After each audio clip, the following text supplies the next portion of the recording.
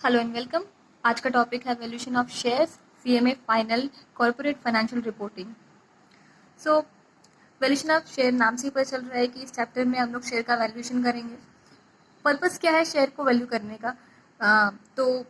Share value करने के पीछे ये कारण हो सकता है कि शेयर बेचना है शेयर होल्डर को, और या फिर acquiring a block of share, मतलब वही है, या तो आपको शेयर बेचना है या आपको शेयर परचेज करना है। और to formulate the scheme of merger and acquisition, तो कितना एक्चुअल शेयर का प्राइस है वो पता करना बहुत ही इंपॉर्टेंट है in that case also, to acquire interest of dissenting share holders, और ये सब कुछ और पॉइंट्स है। ठीक है। Then factors affecting valuation. तो ये सब जनरली एक बार रीड आउट आइटम्स है। हम लोग ज़्यादा टाइम यहाँ वेस्ट ना करके डायरेक्टली सम्स देखेंगे, फॉर्मेट देखेंगे और बेसिक जानेंगे कि इसको सॉल्व कैसे करना है। वैल्यूएशन ऑफ शेयर हमारे पास 3 मेथड है। पहला net asset, second yield, third fair value. Net asset को हम लोग एसेट बैकिंग या फिर इंट्रिंसिक वैल्यू मेथड भी बोलेंगे। ओके, सो इसका फॉर्मूला जो है वो ये है, net asset available to equity share holder divide by total number of equity share. But इसको सॉल्व करना इतना सिंपल नहीं है। तो सबसे पहले सम ऑफ ऑल एसेट लेना पड़ेगा टू गेट टू दिस। उसमें हम लोग फिक्स्ड एसेट ज्वाइन नहीं करेंगे, ये वो एसेट है जो कि रियल नहीं है, like loss on sale of furniture. Okay, then उससे हम लोग एक्सटर्नल लायबिलिटी लेस कर देंगे, किससे? ऑल एसेट से एक्सेप्ट फिक्स्ड एसेट। तो उससे फिर हम लोग प्रेफरेंशियल कैपिटल भी लेस करेंगे और जो वैल्यू आएगा वो हमारा पाफेश आएगा।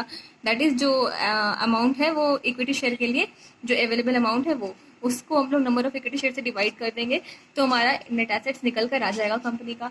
यील्ड का 2 मेथड है, rate of dividend and rate of earning. और जो फेयर वैल्यू मेथड है इसमें हम लोग नेट एसेट प्लस यील्ड को ऐड कर देंगे तो फेयर वैल्यू हमारा आ जाएगा।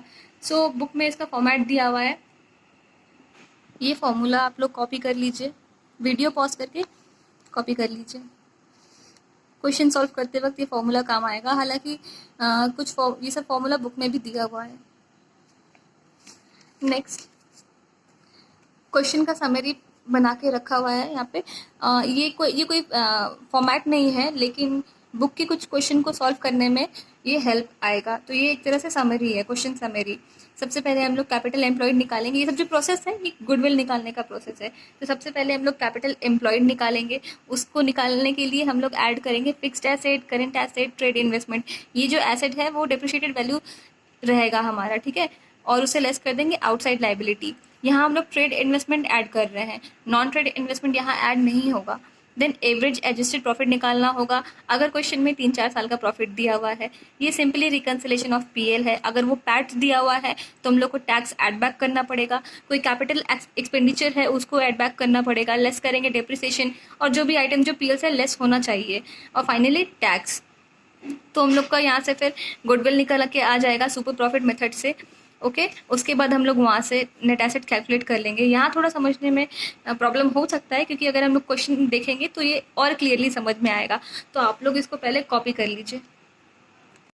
इलस्ट्रेशन 10 बैलेंस शीट है और एडिशनल इन्फॉर्मेशन दिया हुआ है। Fixed assets are worth 20% above their value, and investment 80% is non-trading and the rest is trading. Dividend uniform rate of dividend is 10%. Goodwill के लिए एवरेज प्रॉफिट निकालना पड़ेगा लास्ट 3 years का। प्रॉफिट आफ्टर टैक्स गिवन है, मतलब tax add करना पड़ेगा average profit. Return on capital employ 20%। Furniture costing 10,000 was purchase but wrongly charge to revenue, मतलब ऐड बैक करना पड़ेगा। डेप्रिसिएशन रेट 10% गिवन है। अब इसको फाइंड आउट करना पड़ेगा वैल्यू। गुडविल फाइंड आउट करना है पहले, तो हम लोग ये प्रोसेस से जाएंगे। सबसे पहले कैपिटल एम्प्लॉयड निकालना होगा। सोल्यूशन में देखें, हमारा वर्किंग नोट्स में कैपिटल एम्प्लॉयड दिया हुआ है। We have to add assets including trade investment और लेस करना है लाइबिलिटी। सिमिलर प्रोसेस यहाँ पे कैरी आउट किया है। मशीनरी, फैक्ट्री, शेड, फर्नीचर जो है डिप्रिशिएटेड वैल्यू लिया हुआ है। ये जो ओल्ड 25,000 है और ये जो नया जो 10,000 का था 2015 में खरीदा हुआ, तो 2015 से लेके ये कौन सा साल का है? 2017। तो 2 साल का डिप्रिसिएशन चार्ज करना पड़ेगा। उसके बाद हमारा वैल्यू आ जाएगा 7290। दोनों को ऐड करके हम लोग यहाँ पर वैल्यू लिख देंगे। देन व्हीकल हम लोग कर लिए, एंड देन क्वेश्चन में बोला है कि at 20% increase, so we have increase. Then हम लोग ट्रेड इन्वेस्टमेंट ही लेंगे। ओके, और ट्रेड इन्वेस्टमेंट कितना है हमारा? टोटल इन्वेस्टमेंट का 20% ट्रेड इन्वेस्टमेंट है, जिसका वैल्यू 20% कम होगा, मतलब 80% होगा। 100 पे था तो 80 पे कितना होगा, वही यहाँ पर किया हुआ है। देन हम लोग एसेट, करंट एसेट जो है स्टॉक, डेटर्स, कैश, ये सब इंक्लूड करेंगे और लेस करेंगे बैंक लोन एंड क्रेडिटर्स, यही तो हमारा आउटसाइड लाइबिलिटी है बैलेंस शीट में दिया हुआ। सो हम लोग यही ऐड लेस कर देंगे, हमारा कैपिटल एम्प्लॉय आ गया। Second, adjusted average adjusted profit, simply reconciliation है। क्वेश्चन में जो टैक्स है वो प्रॉफिट आफ्टर टैक्स गिवन है, तो सबसे पहले ऐड बैक टैक्स, तो हम लोग टैक्स को ऐड कर देंगे। 50% के टैक्स हम लोग ऐड कर दिए तीनों साल के प्रॉफिट के साथ, तो प्रॉफिट बिफोर टैक्स आ गया।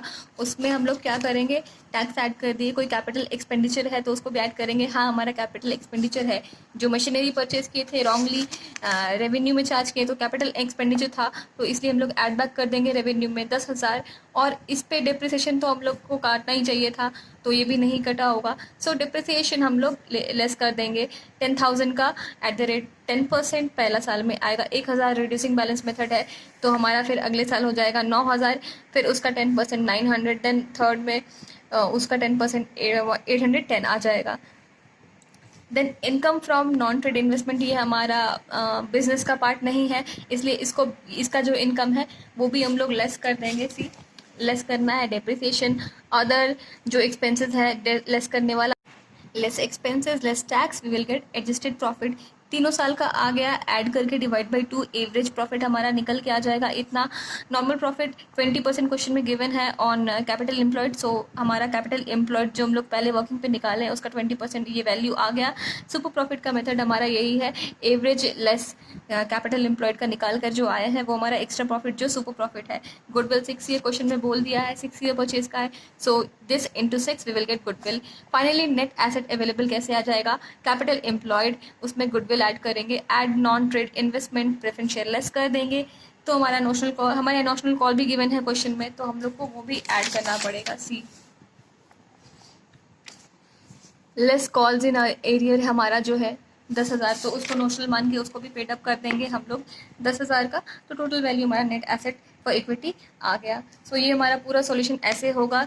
इस चैनल को सब्सक्राइब करें और भी CMA related, accounts related video देखने के लिए, नॉलेज के लिए। Therefore some is done. मेरे नोट्स को बगल में रख कर ही आप लोग सम बनाएं, तो सारा सम बहुत ही इजीली बन जाएगा। बहुत ही सिंपल है, जस्ट आप नोट्स को फॉलो करते जाएं और सम सॉल्व करते जाएं। जस्ट जो बुक में गिवन एडजस्टमेंट है उसको ही ध्यान से करना होगा, और बस इतना ही। नेक्स्ट वीडियो किस टॉपिक पे चाहिए आपको कमेंट करके बताइए। कोई इशू, मतलब कोई क्वेरी है तो आप वो भी कमेंट सेक्शन में बोल सकते हैं। Thank you for watching.